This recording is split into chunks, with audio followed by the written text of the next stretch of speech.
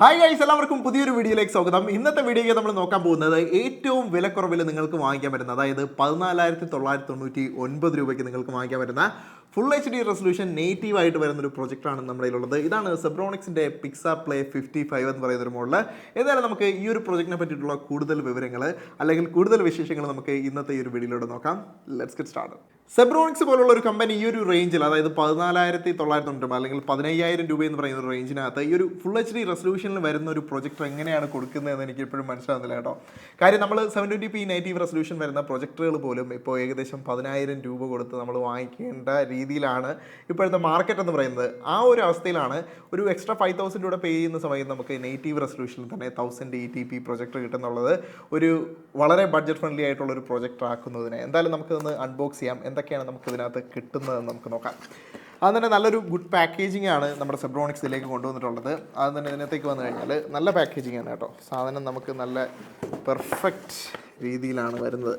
അപ്പോൾ പാക്കേജിങ്ങിൻ്റെ കാര്യത്തിലൊന്നും യാതൊരു പേടിയും വേണ്ട, നല്ല പാക്കേജിങ്ങിലാണ് സെബ്രോണിക്സ് കൊടുത്തിട്ടുള്ളത്. അപ്പോൾ ആദ്യം തന്നെ ഇവിടേക്ക് നോക്കിക്കഴിഞ്ഞാൽ ഈ ഒരു പ്രൊജക്ടറിൻ്റെ റിമോട്ട് ഇവിടെയായിട്ട് കൊടുത്തിട്ടുണ്ട്. കുറച്ച് അഡീഷണൽ ആക്സസറീസ് ഇതിനകത്ത് നിങ്ങൾക്ക് കാണാൻ വേണ്ടി സാധിക്കും. ഒരു പവർ കോഡുണ്ട്, അതോടൊപ്പം തന്നെ ഒരു HDMI കേബിളും ഇതിനകത്തായിട്ട് കൊടുത്തിട്ടുണ്ട്. പിന്നെ നിങ്ങൾക്ക് വാറൻറ്റി അതുപോലെയുള്ള കാര്യങ്ങൾക്ക് വേണ്ടി സ്കാൻ ചെയ്യാൻ വേണ്ടിയിട്ടുള്ളൊരു QR കോഡിൻ്റെ ഇൻസ്ട്രക്ഷൻ മാനുവൽ ഉൾപ്പെടെ അതിനകത്ത് വരും കേട്ടോ. അപ്പോൾ അത് നിങ്ങൾക്ക് ഇതിനകത്ത് കിട്ടും. പിന്നെ നമ്മുടെ പ്രൊജക്ടറാണ്. പ്രൊജക്ടർ എന്ന് പറയുന്നത് അത്യാവശ്യം വെയിറ്റ് കുറവാണ് കേട്ടോ. ഏകദേശം 1.7 കിലോഗ്രാമാണ് ഈ ഒരു പ്രൊജക്ടറിൻ്റെ വെയിറ്റ് എന്ന് പറയുന്നത്. കമ്പാരിറ്റീവ്ലി നമുക്ക് ആ ഒരു റേഞ്ചിൽ തന്നെയാണ് 1080p പ്രൊജക്ടേഴ്സിൻ്റെ ഒരു വെയിറ്റ് റേഞ്ച് എന്ന് പറയുന്നത്.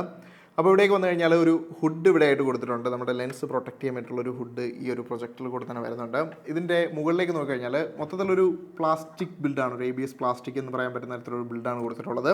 അടിവശത്തേക്ക് നോക്കിക്കഴിഞ്ഞാൽ ഇവിടെയായിട്ട് നമുക്ക് സ്കിഡ് ആവാതിരിക്കാനുള്ള വേണ്ടിയിട്ടുള്ള ബുഷസും കാര്യങ്ങളും കൊടുത്തിട്ടുണ്ട്. അടിയിൽ തന്നെയായിട്ട് നമുക്കിവിടെ ട്രൈപോഡും മൗണ്ടും നമുക്ക് കാണാൻ വേണ്ടിയിട്ട് സാധിക്കും. അതിൻ്റെ തൊട്ടടുത്തായിട്ട് തന്നെ ഹൈറ്റ് അഡ്ജസ്റ്റ് ചെയ്യാൻ വേണ്ടിയിട്ടുള്ള ഒരു സ്ക്രൂവിൻ്റെ സംഭവം കൊടുത്തിട്ടുണ്ട്. അപ്പോൾ ഇനി മുൻവശത്തേക്ക് വന്നു കഴിഞ്ഞാൽ നമുക്കിവിടെ കുറച്ച് കൺട്രോൾസും കാര്യങ്ങളൊക്കെ ഉണ്ട്. ഇതിനകത്ത് നമുക്കൊരു വളരെ ബഡ്ജറ്റ് ഫ്രണ്ട്ലി ആയിട്ട് തന്നെ ഈ ഒരു പ്രൊജക്റ്റ് കിട്ടുന്നതുകൊണ്ട് തന്നെ ഇതിനകത്തുള്ള മിക്ക കാര്യങ്ങളും നിങ്ങൾ മാനുവലി ചെയ്യേണ്ടി വരും എന്നുള്ളതാണ്. അതായത് ഫോക്കസ് കൺട്രോളും അതുപോലെ തന്നെ കീ സ്റ്റോൺ കറക്ഷനും ഒക്കെ നിങ്ങൾ മാനുവലി ചെയ്യേണ്ടതാണ്.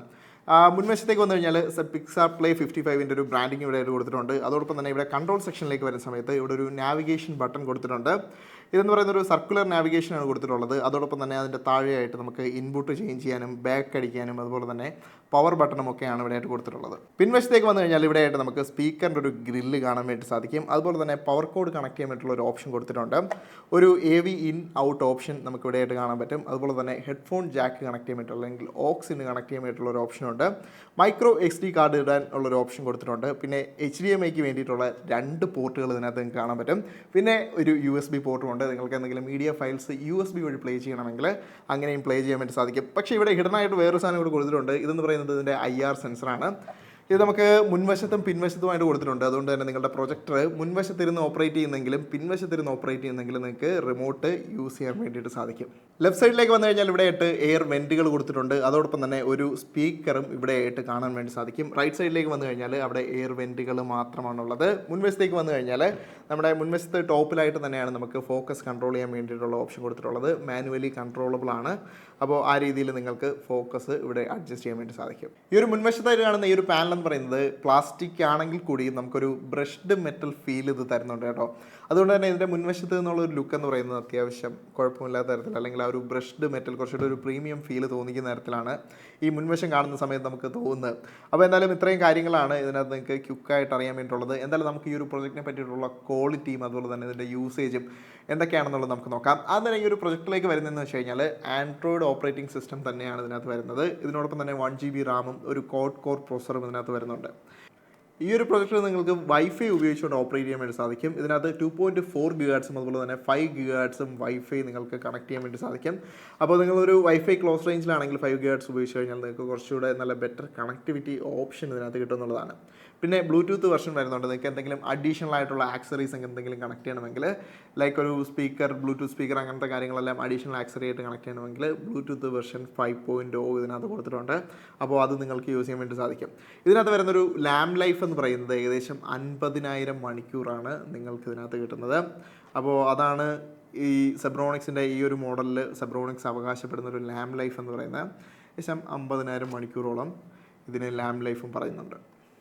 അഡീഷണൽ ആയിട്ട് പറയാൻ പറ്റുന്ന കുറച്ച് ഫീച്ചേഴ്സ് എന്ന് പറയുന്നത്, ഇതിലേക്ക് നോക്കിക്കഴിഞ്ഞാൽ നിങ്ങൾക്ക് മിറാകാസ്റ്റും അതുപോലെ തന്നെ ഐഫോൺ മിററിംഗ് ഓപ്ഷൻസ് ഒക്കെ ഉണ്ട്. അതായത് നിങ്ങളുടെ ഫോൺ മിറർ ചെയ്തുകൊണ്ട് നിങ്ങൾക്ക് വീഡിയോ പ്ലേ ബാക്ക് ഓപ്ഷൻസ് ഒക്കെ ഈ ഒരു പ്രൊജക്ടറിൽ കിട്ടുന്നതാണ്. അപ്പോൾ അത്തരത്തിൽ നിങ്ങൾക്ക് ഉപയോഗിക്കാൻ വേണ്ടി സാധിക്കും. ക്വാളിറ്റി എന്ന് പറയുന്നത് 1080p ഒരു ക്വാളിറ്റി നിങ്ങൾക്ക് ഇതിൽ നിന്ന് എക്സ്പെക്ട് ചെയ്യാൻ വേണ്ടി സാധിക്കും. ഇതിനകത്ത് കാണുന്ന വിഷ്വൽസ് എല്ലാം നല്ല ബ്രൈറ്ററാണ്.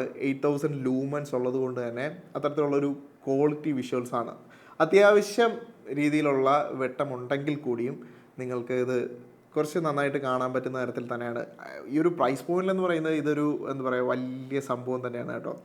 അത് ഈ പ്രൈസ് പോയിന്റ് ഇതേ സ്പെക്കും കാര്യങ്ങളും ഒക്കെ കൊടുക്കുന്ന ഒരു പ്രൈസ് പോയിന്റ് എന്ന് പറയുന്നത് 24,000-25,000 ആണ്. അപ്പോൾ ആ ഒരു റേഞ്ചിലേക്ക് ഈ പ്രൊജക്ടർ കൊണ്ടുപോയിട്ടില്ല സെബ്ട്രോണിക്സ്. എന്തായാലും 15,000 രൂപയ്ക്ക് വളരെയധികം വേർത്തി ആയിട്ടുള്ളൊരു പ്രൊജക്ടറായിട്ടാണ് എനിക്ക് ഫീൽ ചെയ്തത്.